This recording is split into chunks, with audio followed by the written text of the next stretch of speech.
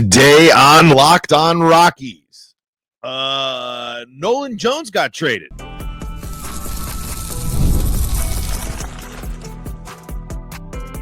You are Locked On Rockies, your daily Colorado Rockies podcast. Part of the Locked On Podcast Network, your team every day. Rock on Rockies fans, welcome into a bonus edition of the Locked On Rockies podcast. Paul Holden here, a little late, obviously, after news breaking, but here reacting to the news that Nolan Jones has been traded from the Colorado Rockies back to the Cleveland Guardians in a move that, listen, I had no idea it was even possible that Nolan Jones was going to be traded, mostly because this is a guy that there was a lot of question marks. It wasn't the best spring, but there was still a lot of positive upside, especially when you consider how good he was his first year with the Colorado Rockies. We won't see that pan out. We won't see what's next for Nolan Jones as he's no longer a member of the organization, as Nolan Jones has been traded for utility player Tyler Freeman, someone that's got time at second base, someone that can play outfield. But and I've seen report. I don't know a ton. I'll have to ideally, and I promise I will do something and get connected with Locked On Guardians this week so we can chat about this and figure out what the heck just happened here with these two teams. Again, it's the Rockies dealing with a team that they trade with frequently. They didn't go outside of their usual trade partners. And the reaction I have seen from the Guardian side is, this is a great deal. Why? Because they all believe that the upside of Nolan Jones is still really high. This is a guy that was fourth in Rookie of the Year voting. This was a guy that fit the Coors Field profile. This was a guy that I think a lot of Rockies fans were starting to consider as one of the big next pieces. This was obviously a huge prove-it year for him. But for the Rockies to go and make this move at this time, just as what could probably be seen as a move to replace Estrada, as he's now going to be out 4 to 8 weeks. That news broke after we recorded on Friday. So instead, they moved Nolan Jones.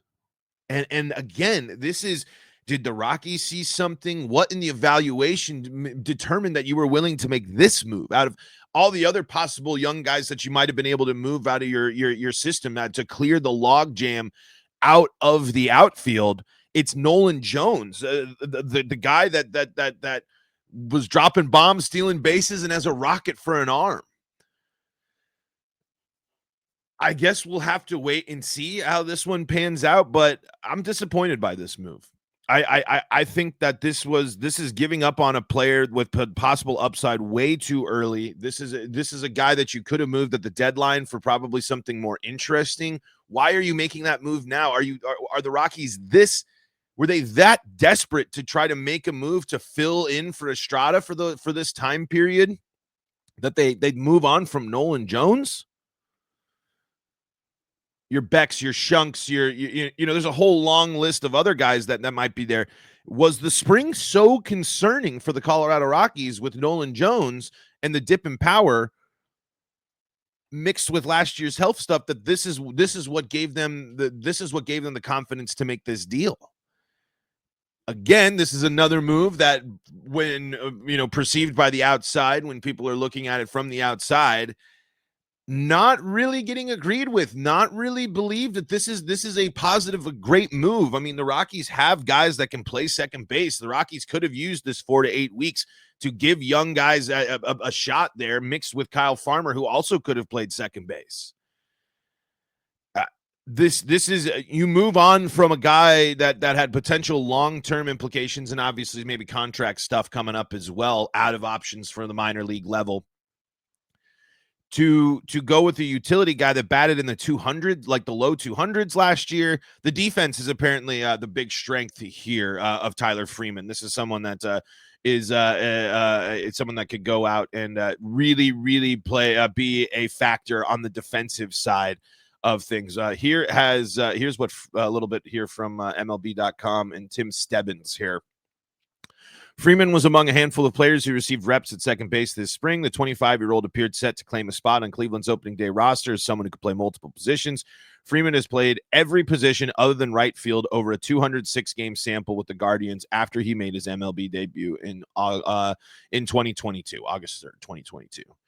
So there's your utility guy. He's young, which is, I guess, possible upside. But this is, again,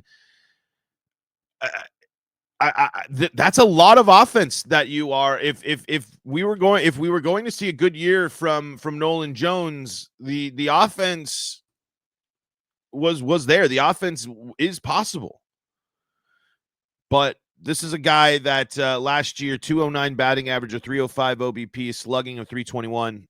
This is again Tyler Freeman. I'm sorry. In 118 games played. So cool. I mean, this seems like a guy that also could have some potential upside and some utility across the field, especially if he can play every position outside of right field. That means you can, bounce him around and give some guys some time off. That's always a good sign. But if the response to trading Nolan Jones is more outfield time for Kris Bryant, we're just going to center right there. That just doesn't make sense. That's not going to help the Rockies. It simply will not help the Rockies. But here's the big takeaway. Here's my main thing. And again, not the first person to take this up. And this won't be a full episode, by the way, everyone. Just a little bonus thing before we get into the week, starting off with our division preview tomorrow, which was recorded before Nolan Jones was traded, by the way. Just letting you know. So Kris Bryant can't be the answer, but the answer, and it has to be, and it better be announced today, tomorrow, immediately. It is Zac Veen time. He cannot be your MVP of spring. He cannot have the spring you have, and you cannot be trading Nolan Jones, and you're not going with Zac Veen. The health issues, whatever, that has to be the move. If the move is to put two veteran guys now in left and right field, if Kris Bryant's going to be over there, it doesn't sound like that's panning out as much there. And obviously he's been dealing with some issues. But if we see an opening day lineup for the Colorado Rockies that has Kris Bryant in right field and Nick Martini in left, that's a huge problem. A massive, massive failure by the development of the Colorado Rockies. A failure. There is no possible way that the Rockies' response to this can be playing these older guys over. If you are moving on from Nolan Jones, then that means you are playing Beck and Veen. You are playing Bouchard and Veen. You are playing two young guys to figure out your logjam of outfielders, or you better start trading more of them. The depth's fine there, but there is no possible way that the answer and the response to this should be focusing on and letting veteran guys get the playing time in the outfield. You must go young, and you must put Zac Veen on the team. Again, the spring shows it, the profile shows it, and if Nolan Jones isn't here, then there is no excuse for Zac Veen to not be on the roster for the Colorado, not just on the roster, playing for the Colorado Rockies, starting for the Colorado Rockies. Because I can tell you this, you are going to take what the passionate fans that listen to this show, the ones that are excited and getting ready for opening day.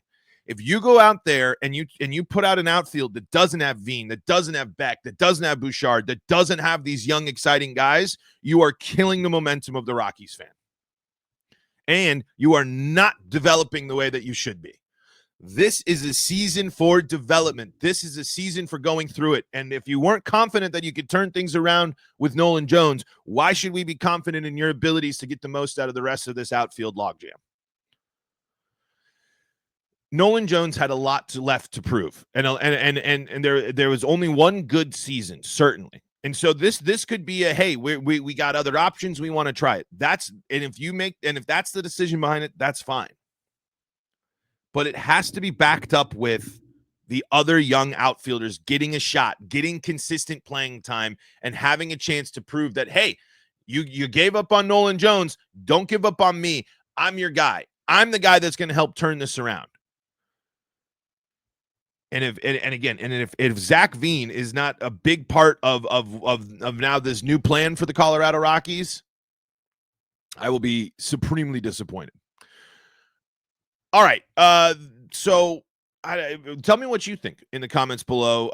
This I don't know if this was a panic move to replace Estrada. I mean, I think the Rockies had plenty of in-house options. We saw the Rockies were looking at trying to bring someone in as the news was breaking about Estrada, but